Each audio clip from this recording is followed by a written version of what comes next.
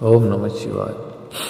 इसी बीच में वह सुंदरी राजकन्या स्त्रियों से घिरी हुई अंतपुर से वहां आई। उसने अपने हाथों में सोने की एक सुंदर माला ले रखी थी। वह शुभ लक्षण राजकुमारी स्वयंवर के मध्य भाग में लक्ष्मी के समान खड़ी हुई अपूर्व शोभा पा रही थी। उत्तम व्रत का पालन करने वाली वह भूप कन्या माला हाथ में लेकर अपने मन के अनुरूप वर का अन्वेषण करती हुई सारी सभा में भ्रमण करने लगी। नारद मुनि का भगवान विष्णु के समान शरीर और वानर जैसा मुख देखकर वह कुपित हो गई और उनकी ओर से दृष्टि हटाकर प्रसन्न मन से दूसरी ओर चली गई।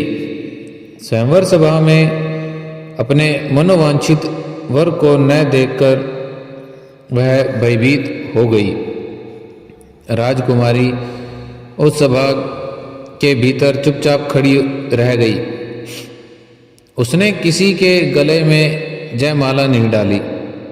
इतने में ही राजा के समान वेशभूषा धारण किए भगवान विष्णु वहां आ पहुंचे।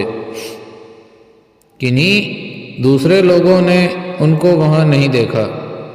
केवल वह कन्या ही दृष्टि उन पर पड़ी। भगवान को देखते ही उस पर परम सुंदरी राजकुमारी का मुख प्रसन्नता से खिल उठा। उसने तत्काल ही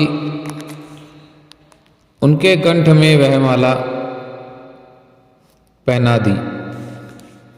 राजा का रूप धारण करने वाले भगवान विष्णु उस राजकुमारी को साथ लेकर तुरंत अदृश्य हो गए और अपने धाम में जा पहुंचे। इधर सब राजकुमार श्रीमती की ओर से निराश हो गए।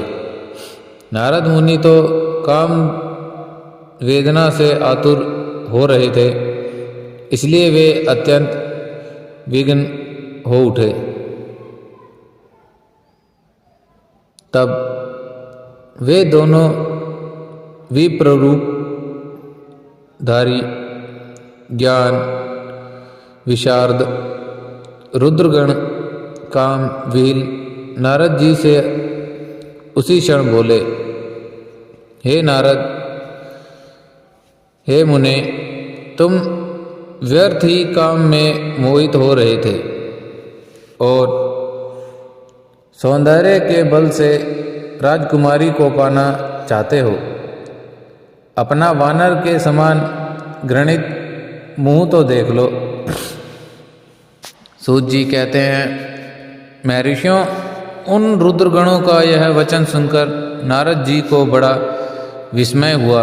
वे शिव की माया से मोहित थे। उन्होंने दर्पण में अपना मुंह देखा। वानर के समान अपना मुंह देख वे तुरंत ही क्रोध से जल उठे और माया से मोहित होने के कारण उन दोनों शिवगणों को वहाँ शाप देते हुए बोले, अरे तुम दोनों ने मुझ ब्राह्मण का उपहास किया है, अतः तुम ब्राह्मण के वीर्य से उत्पन्न राक्षस हो जाओ। ब्राह्मण की संतान होने पर भी तुम्हारे आकार राक्षस के समान ही होंगे। इस प्रकार अपने लिए शाप सुनकर वे दोनों ज्ञानी शिरोमणि शिवगण मुनि को मोहित जानकर कुछ नहीं बोले। ब्राह्मणों, वे सदा सब घटनाओं में भगवान शिव की ही इच्छा मानते थे, अतः उदासीन भाव से अपने स्थान को चले गए और भगवान शिव की स्तुति करने लगे। ओम नमः शिवाय।